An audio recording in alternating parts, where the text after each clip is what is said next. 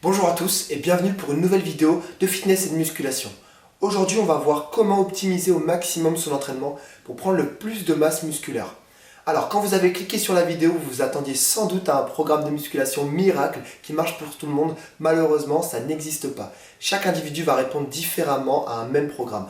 Alors ne vous comparez surtout pas à votre voisin qui aura sans doute plus ou moins de résultats en effectuant exactement le même programme. Il existe en musculation des principes de base qui, s'ils sont respectés, vont vous permettre d'atteindre le maximum de résultats en fonction de votre génétique, en fonction de votre rythme de vie, en fonction de votre alimentation. Mais c'est des facteurs qui marchent pour tout le monde. Ça ne veut pas dire que si vous faites un autre programme ou si vous ne respectez pas ces facteurs, vous ne prendrez pas de la masse musculaire. Mais si vous les respectez, vous aurez plus de chances de progresser plus rapidement. Le premier facteur de progression, c'est la progressivité de vos entraînements. Il faut que votre corps ait besoin de s'adapter à la nouvelle charge ou au nouveau volume d'entraînement. Ça veut dire que vous devez chercher à augmenter progressivement les charges, le nombre de répétitions, le nombre de séries ou même le nombre d'exercices au fil des semaines. Pour que le corps justement ait besoin de construire du muscle pour répondre à la nouvelle sollicitation. Donc le corps n'aime pas faire du surplace et il va soit perdre de la masse musculaire parce qu'il va se débarrasser d'un surplus de muscle qui ne lui sert à rien, soit en construire un peu plus pour répondre à la nouvelle sollicitation. Donc ne stagnez pas. Ensuite, vous allez devoir choisir des exercices qui vous permettront de maximiser le gain de masse musculaire. Vous devez choisir des exercices qui stimulent le plus de masse musculaire, qui vous permettent de mettre les charges les plus lourdes. Les exercices polyarticulaires qui utilisent plusieurs articulations, comme par exemple le squat, le soulevé de terre, le développé couché, les développés militaires, les tractions, les dips. Il y en a beaucoup, mais choisissez justement des exercices qui optimisez au maximum votre croissance musculaire en vous permettant de mettre le maximum de charge. Votre programme il doit être fait à partir d'exercices de base. Les exercices que vous choisissez doivent être effectués avec une technique irréprochable. Sans ça, vous risquez la blessure et vous risquez aussi de compenser, donc de ne pas utiliser les muscles que vous voulez solliciter. Plus votre séance sera longue et moins vous aurez de force pour les derniers exercices. Du coup, pas la peine de mettre 10 000 exercices d'isolation parce que les charges que vous utiliserez pour ces derniers exercices seront trop faibles pour stimuler de nouvelles fibres musculaires. Il n'y a pas de nombre de répétitions précis qui vous permettra de maximiser votre hypertrophie. Ce qui compte, c'est de varier entre les entraînements de force, d'hypertrophie, de congestion, d'endurance musculaire pour avoir le maximum, la plus grande fourchette de répétitions et pour agir sur tous les facteurs de la croissance musculaire. Les dernières études sur le sujet montrent qu'un volume minimum de 10 séries par groupe musculaire par semaine est nécessaire pour favoriser le maximum d'hypertrophie. Ça ne veut pas dire que si vous faites moins de 10 séries, vous n'aurez pas de résultat, mais vous en aurez sans doute moins que si vous en avez fait au moins 10. Alors pas de panique, il ne s'agit pas de faire 10 séries à chaque entraînement ou 10 séries par exercice, non. Vous devez comprendre que si vous avez choisi des exercices polyarticulaires, des gros mouvements comme le squat par exemple, vous avez sollicité beaucoup de masse musculaire, beaucoup de groupes musculaires différents. Donc en un exercice, vous avez utilisé 3 à 4 groupes musculaires, ce qui vous permettra de faire moins d'exercices dans la séance et du coup de gagner du temps.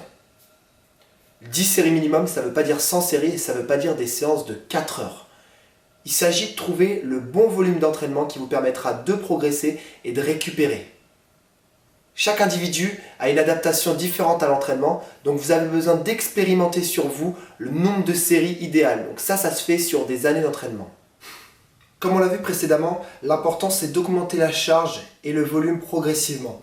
Alors si le temps de repos que vous avez ne vous permet pas d'assurer toutes les séries avec la même charge ou avec le même nombre de répétitions, augmentez ce temps de repos. Moi, je vous conseille pour les exercices de base de prendre entre 2 et 5 minutes de repos en fonction de la difficulté de l'exercice, en fonction de la difficulté de la série et entre 1 et 3 minutes pour les exercices d'isolation. Augmentez la fréquence de vos entraînements et divisez le volume de vos entraînements. Au lieu de faire une seule séance pour les pectoraux avec, 5 exercices, avec 10 séries par exercice, il y en a beaucoup qui font ça, hein. Une séance qui dure 2 heures et qui vous permet plus de lever les bras à la fin de la séance. Et bien au lieu de faire ça, coupez votre séance en 3 petites séances dans lesquelles vous allez incorporer d'autres mouvements, d'autres groupes musculaires, ce qui vous permettra à chaque séance d'avoir plus d'énergie et du coup de maximiser votre gain musculaire. Pourquoi? Parce que vous aurez mis une charge plus lourde à chaque nouvel entraînement.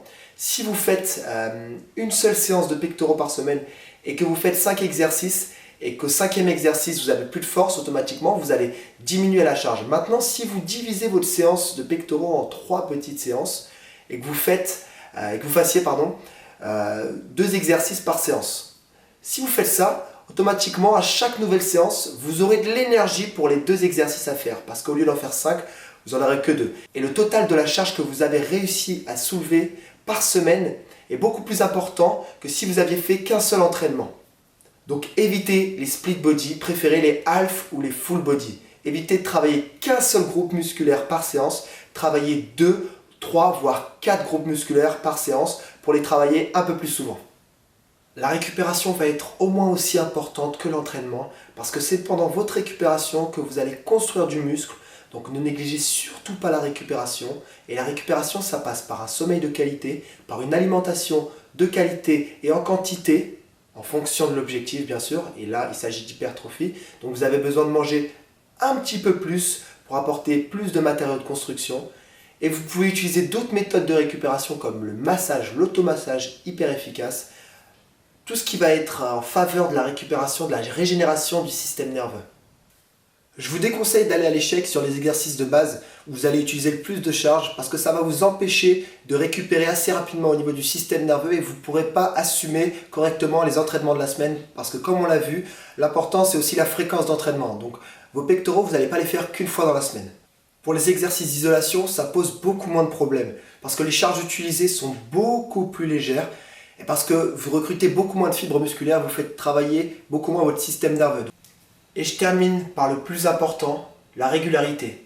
Sans régularité, vous n'avez pas de résultat. Soyez régulier tout au long de l'année, en hiver, en été, peu importe. Ne sautez pas vos entraînements de musculation pour avoir le maximum de résultats. Et si vous respectez tous les points de la vidéo, vous avez de fortes chances de ne jamais vous blesser. Si vous limitez le volume de vos séances, vous limitez les risques de vous blesser aux tendons, aux ligaments, en sursollicitant une articulation avec 10 000 exercices par exemple. Avec le bon choix d'exercices, vous avez peu de risques de vous blesser car vous adaptez les exercices à votre morphologie et à votre souplesse. En respectant le principe de progressivité, vous évitez d'utiliser des charges qui ne sont pas faites pour vous. Vous évitez du coup la perte de technique, vous évitez les blessures. En augmentant la fréquence de vos entraînements, vous augmentez votre technique sur les mouvements. Du coup, vous avez plus de facilité à faire un mouvement, vous avez moins de chances de vous blesser.